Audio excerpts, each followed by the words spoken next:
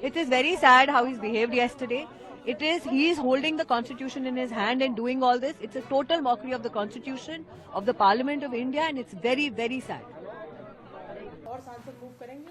नहीं, वो जो ब्रिज ऑफ प्रिविलेज का मूव किया जो राज्यसभा लोकसभा दोनों में, लोकसभा में राहुल गांधी जी के खिलाफ इसलिए मूव किया कि उन्होंने अमित शाह जी का भाषण का 12 सेकंड का क्लिप्स उठा करके जो झूठ फैलाया, उसके खिलाफ प्रिविलेज नोटिस दिया है। राज्यसभा में भी मल्लिकार्जुन खड़गे जी के खिलाफ में नोटिस देने का कारण वही है कि वो 12 सेकंड का क्लिप्स चला करके वो गुमराह करने का कोशिश किया है, इसलिए हुई। उसके आप वहाँ पे मौजूद भी थे, क्या हुआ था पूरा इंसिडेंट? आपने जब राहुल गांधी आए, क्या है कि हम लोग सभी मकर द्वार के ऊपर आंदोलन कर रहे थे 10 बजे से, जैसे आज यहाँ खड़े हैं महात्मा गांधी जी की प्रतिमा के सामने। मैंने पहली बार देखा कि कोई पॉलिटिकल पार्टी, ये चौथी टर्म का मैं सांसद हूँ और मैंने पिछले 18-20 साल में जो चीज़ें देखा है उसमें अनुभव क्या है कि कोई पॉलिटिकल पार्टी कहीं आंदोलन करती है तो उस बीच में कोई आता नहीं है। रोज कांग्रेस वाले मकर द्वार पर आंदोलन करते थे, हमारे बीजेपी के कभी कोई सांसद नहीं थे। कल उन लोगों को मैंने जो है सीधा आते हुए देखा, फिर बाद में मैंने देखा कि प्रियंका जी नीचे बैठ गए, तो मुझे लगा ठीक है, चलो वो भी हल्ला हंगामा करेंगे, हम लोग भी करेंगे। उसके बाद मैंने देखा कि राहुल गांधी जी मकर द्वार के ऊपर चढ़ रहे हैं, तो मेरा और नीरज शेखर यही है बगल में, हम दोनों का नजर पड़ा और हम दोनों ने डिसाइड किया कि इसको पैसे दे देना है, जिससे कि ये जो इंटेंशन है इसका कि धक्का मुक्की करे कोई, तो उसको हमने पैसेज दे दिया। पैसेज दे दिया तो वो चढ़ गए ऊपर। चढ़ने के बाद उन्होंने कोनियाक को, प्रताप सारंगी जी को, हमारे बगल में संतोष पांडे जी हैं, इनको, मुकेश राजपूत जी को, ये तो बेचारे बच गए, धक्का तो इनको लगा। और ये इन सबों को जो है, संबित पात्रा भी वहां खड़े थे, इनको भी धक्का लगा।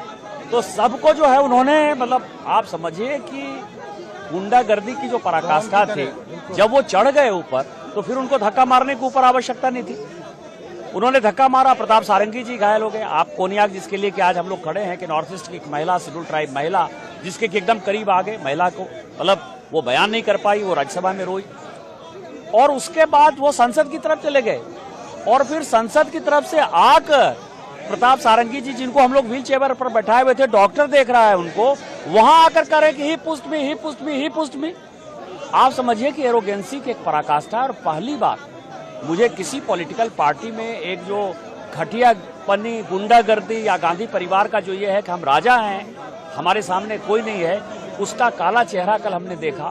और जिस तरह हमारे सांसदों के साथ उसने धक्का मुक्की की, दुर्व्यवहार किया, और उसके बाद उसमें जो कोई रिमोर्स नहीं था, ये मेरे संसदीय जीवन की ये पहली घटना थी।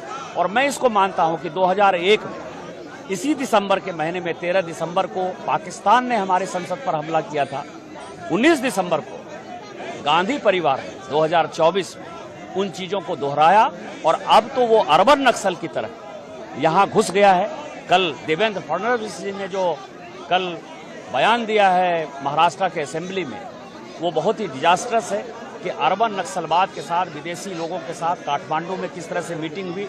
और जितने ये मुद्दे हैं, चाहे वो मुद्दे कास्ट सेंसस का उठा रहे हों, अंबेडकर जी का उठा रहे हों, ईवीएम का उठा रहे हों, पेगासस का मुद्दा उठा रहे हों, अडानी का मुद्दा उठा रहे हैं, ये सारे मुद्दे कैसे उठाकर देश को अलग भागों में कैसे विभक्त करना है, कैसे अलग कश्मीर बनाना है, कैसे अलग खालिस्तान बनाना है, कैसे अलग नॉर्थ ईस्ट बनाना है, ये जो विदेशी ताकतों के साथ सोरोस का मुद्दा मैंने उठाया था, ये राहुल गांधी और कांग्रेस पार्टी है, ये बहुत ही दुर्भाग्यपूर्ण है और देश को समझने वाली है। और मैं तो माननीय प्रधानमंत्री जी से आग्रह करूंगा कि हम लोगों की बात माने और इस पर एक बड़ी कमेटी जो है, एक जांच कमेटी बैठानी चाहिए और ये जितने देश तोड़ने वाले लोग हैं उन सबों को सलाखों के पीछे डालना चाहिए। सर, आपने कोई